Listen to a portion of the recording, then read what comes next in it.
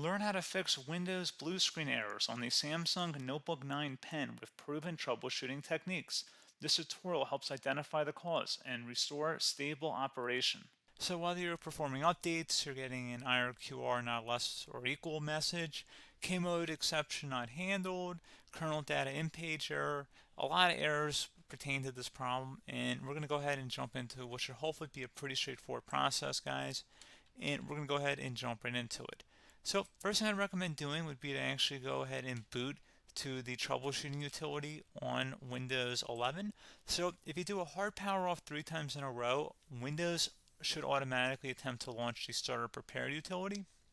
And if it doesn't find anything, it will give you the option to select advanced settings, in which case it would take you to a screen that looks like this.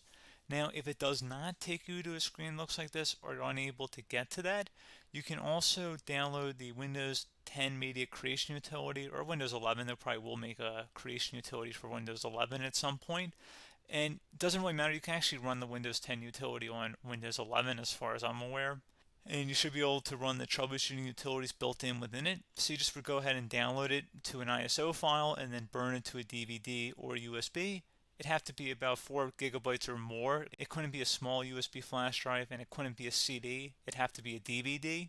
And then you'd boot your computer from it. So depending on the computer manufacturer, you'd have to tap a different key on your keyboard in order to launch that menu, in order to select what boot drive you want to go off of. So it could be anything between the escape key, F2, F8, F12, for example, and those are the function keys on the top of your keyboard. So you may have to just do a little bit of trial and error. Shouldn't take you more than a couple minutes. Googling it would probably be best before you even begin. But anyway, we're ready to go ahead and jump right into it. So we're on the choose an option page. So these will look very similar whether you're booting from it directly within Windows itself, or if you're plugged in a USB flash drive with the media creation utility installed and you selected the recovery option. So when you are setting up your Windows 11 installation or Windows 10, depending on the drive you're using, there should be an option to repair your computer in the bottom left corner of the dialog window, one of the first screens that comes up. You go ahead and select that, and then it would take you to a troubleshooting screen like you see here. And you want to go ahead and select troubleshoot, reset your PC, or see advanced options. And then there are going to be a whole bunch of options in here that we're going to explore in today's video. The first one, we're going to actually go underneath advanced options and then select startup prepare, fix problems that keep Windows from loading. So go ahead and select that first.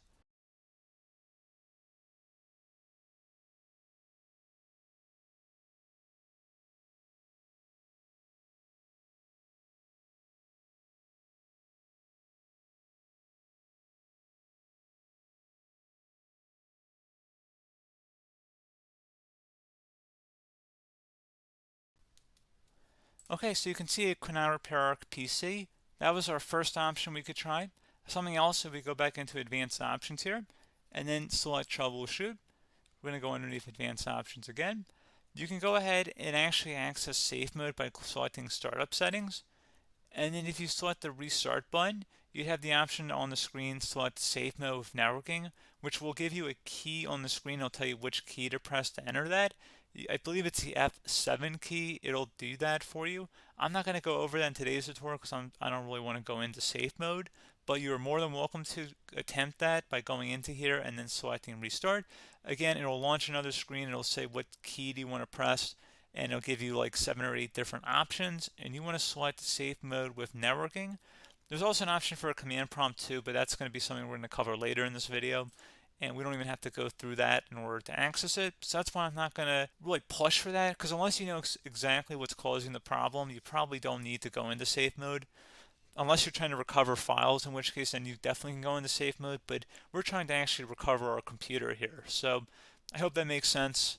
Something else we can also try here as well would be to uninstall updates, remove recently installed quality or feature updates from Windows. So if you go ahead and select that, you can uninstall the latest quality updates, which generally is the more day-to-day updates. Feature updates are the less regularly released ones, like the big ones. I would equate it to service packs in like Windows 7 and Windows Vista and Windows XP. So larger updates that occur once or twice a year at most. And the quality updates are more just a regular update. So probably obviously depend. It'll take longer if you're going to try and uninstall the latest feature update versus quality update, and maybe you don't need to go back that far. So just giving you guys a couple of pointers with that. Something else you can also look at here, and we're going to jump into the command prompt in a little bit, but you can select System Restore, which will use a restore point recorded on your PC to restore Windows. And this is something I would highly recommend here, guys. So select Next. Assuming you have a restore point saved on your computer, you go ahead and select the most recently created one, and you'll select Next, and then you'll select the drive. You shouldn't actually have to select the drive. You can scan for affected programs, but we're going to keep it all default here, and then we're going to select Finish. So once started, System Restore cannot be interrupted. Do you want to continue? I think we're going to select yes. I don't think we have anything better to do on our computer right now, so just give it a moment here to initialize. It will take a couple minutes to run, obviously depending on how large your hard drive is and how much is saved on the System Restore point. So just give it a couple minutes here.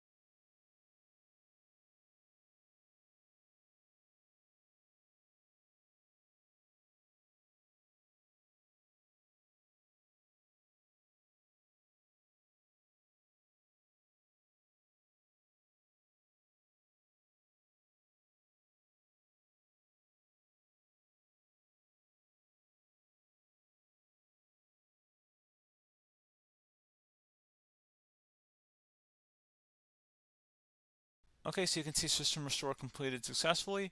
The system has been restored. Your documents have not been affected. Click the Restart button to restart your computer. Go ahead and select Restart.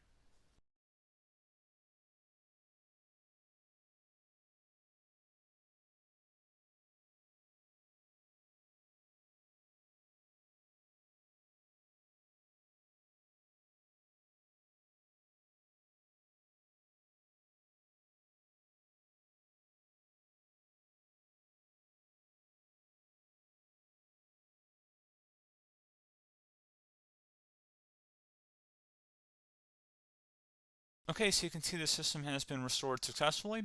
We're going to go over a couple different methods in addition to that if that did not work. So I'm just going to pause the video and we're going to start back on the recovery screen that we started with. Okay, so a couple other things we can try here too. If you go back into troubleshoot, you can select reset your PC, let you choose to keep or remove your personal files and then reinstalls Windows. You can select to keep my files, which will remove apps and settings but keeps your personal files. You can also select remove everything, which will remove all of your personal files, apps, and settings. So this is more of a factory reset, the second option here. First option, it should not delete all of your personal files. However, it will pretty much clear most of your programs. And keep in mind, there's no guarantee that your information, number one, is even still available and easily recoverable on your computer, to the point that you actually would be able to recover anything. And the second point is that there's always a chance that it won't actually recover and it will just do a factory reset anyway. So there's no guarantee that actually would keep your files anyway. So I would recommend trying to get a recovery tool and backing that up first before selecting it anyway. But again, those are a couple of different options. And then something else you can try here, if you go back to the choose an option. Another option, if you go underneath choose an option and select troubleshoot, advanced options, and now select where it says command prompt. Okay, so the first thing we should do is type our main hard drive here. In most cases, it should be the C drive. So you just do a C colon and then hit enter on your keyboard. So once you're underneath the C drive, we're going to type in dir and then hit enter on your keyboard. It should have program files, users, and Windows all in there. That's how you know you're in the right directory.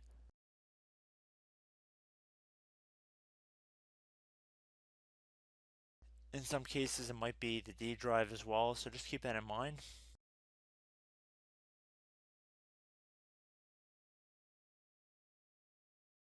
Next thing we're going to do is type in cd space /Windows /system32 /config, and then you're going to hit enter on your keyboard.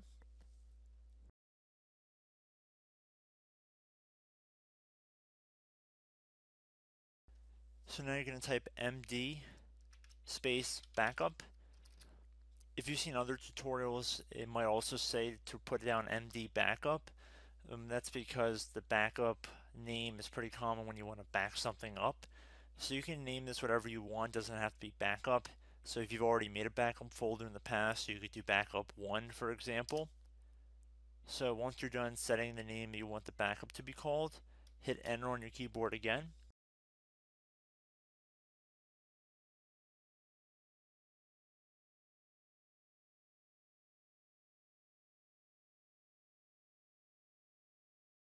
At this point you want to type copy, C-O-P-Y, space, then you want to do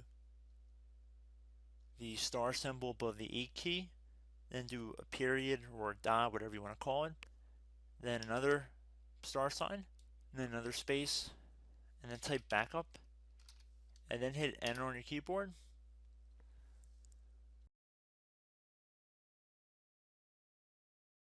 Now you want to type cd reg back, REG BACK, and then hit enter on your keyboard. So now that we are under the reg back, so now you want to type dir again, and then hit enter.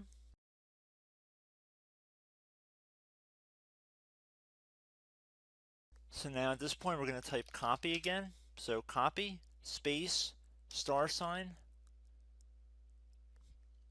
dot, another star sign, space, and then 2 dots. So we're going to type copy, space, star sign, dot, sign, star sign, dot, dot, and then hit enter on your keyboard again. So for overwrite, you want to overwrite all. So type A on your keyboard, so capital A, and then hit enter on your keyboard.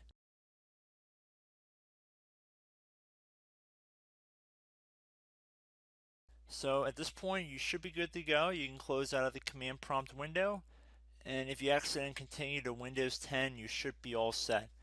So I hope one of these 3 or 4 different methods we went through in this tutorial helped you guys out. Again, I'm not sure if you guys heard me earlier, but try to go back into your safe mode if possible and uninstall any programs you know might be conflicting with the Windows startup if you can get into safe mode. So just keep that in mind. Something very simple like that could be blocking up everything. So again, I hope this tutorial helped you guys out, and I will catch you in the next tutorial. Goodbye.